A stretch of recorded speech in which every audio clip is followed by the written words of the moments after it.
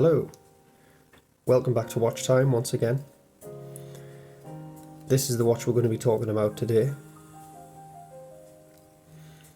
and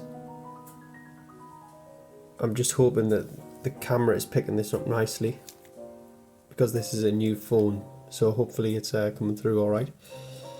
So as you can see here, well actually it's not that easy to see because of the time, but this is a Limit 1912 watch here, and I've had this piece for a few days now. This is another piece from the company Watch Shop that I've mentioned a few times. I have no affiliation to that company, I just tend to buy a lot of watches from them because they're such fast delivery in the UK, and they have a lot of different styles of watches and different brands as well, so I would recommend them. And I know this watch is available on their website if you're interested in it. It's also available, not this particular model, but the company sells watches to Argos as well, which is a UK catalogue store for anybody who's not from England, so you can get them there as well. There's quite a lot of Limit watches at Argos. So probably based upon that fact, anyone from the UK will be able to tell they are not expensive at all. Surprisingly, they do have quite a long history of watchmaking, and as you can see there, by the 1912 they've been going for 109 years, if my maths is correct. Probably isn't, something like that, yeah. So a lot of history. They really do make I wouldn't say low quality, actually nearly said low quality, that's what I said, which I would say low cost pieces. So there's nothing haute horology, there's nothing majorly impressive being made, but there's got to be some watches for the modest spenders as well. So this is a good example of a military field watch for a really, really good price. So I'll just talk about some of the features on this. As you can see here, it's a black case. I'll just take off the NATO strap there. So yeah, stainless steel back, which of course will tell you that the case is alloyed. It's not a stainless steel case, which is where part of the money saving is. But it's sprayed black and it's done really, really well. There's no funny bits, no missprayed bits. A very, very thorough job there, and I've worn this now for I think 3 days solidly, and there's no chips out of the black paint, so I would say that it's done very well actually. It's the first time I've had a PVD'd watch before, so far it stands up really well, although it is early days of course. On the case back we have a Limit 1912, simple branding, done nicely I think. Water resistant to 30 meters, assembled in China. Of course that's part of the cost saving as well. And I think this will be the reference number here. Very simple. Quartz of course, as you can see by the second hand ticking away there. No date, which is kind of in keeping with field watches, they tend to do just be the time. And as you can see here, this is what they call an A-hour, because the hour is the biggest numeral. If it was a B-hour, it would read the minute.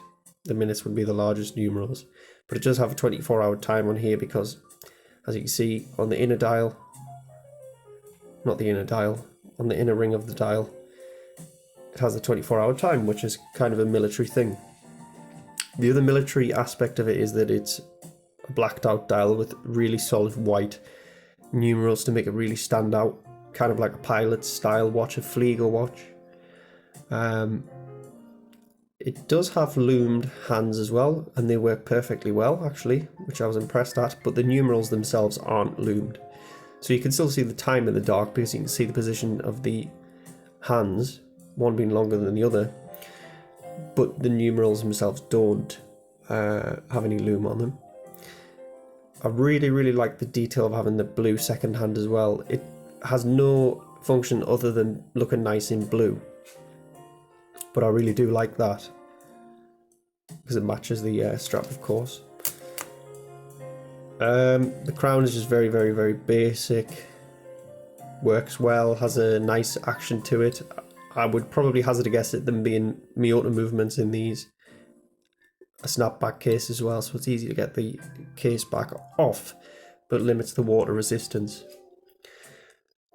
So that's the case there. Simple, but really nicely executed, and you know, a good job done of making the military style field watch or Flieger watch. The NATO strap is surprisingly very high quality, as you can probably tell just by looking at it here. In keeping with the sprayed case, the metal parts of the strap are also sprayed, which I was really impressed with, because that's obviously something that has a cost, and they've covered the cost to make sure the product looks good. So I was impressed at that, and again, done well. You would expect if it was done really badly, even this resting on the buckle would cause the paint to come off, and it hasn't. So I'm very impressed with that. Secondly, the stitching on this is remarkably good. It's obviously been machine stitched, but really well. It feels really strong. It's one of the best NATO straps I've actually ever seen, bearing in mind the price of the watch it came on. As you can see there, it's not glued at all, it really is stitched. The camera's having a trouble focusing on that there, as you can see, but really good.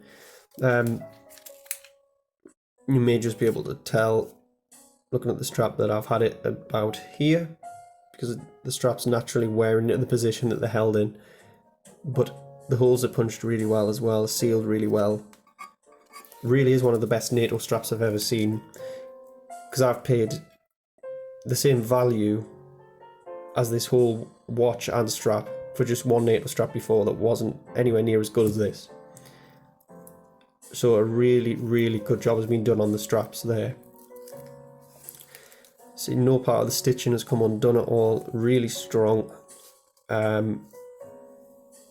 Made out of strong canvasy nylon material as well, so it's done very well. I'm just going to put it back on the watch head here.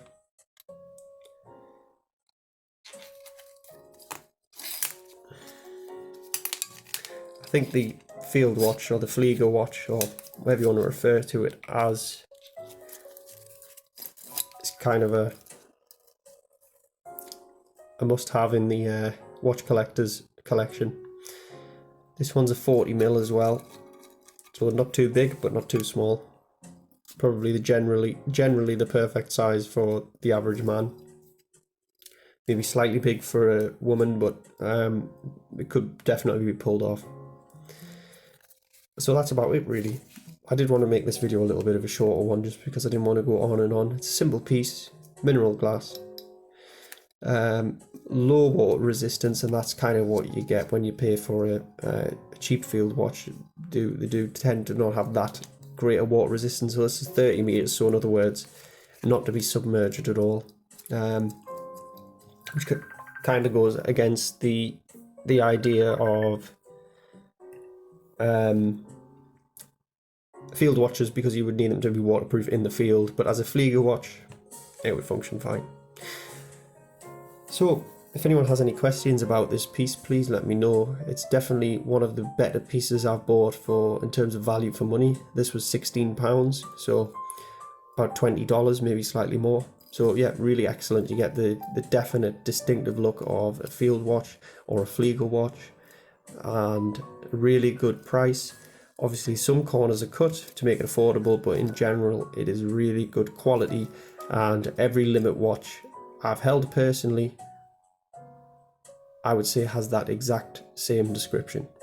So that is my opinion on the brand. Please let me know what you think.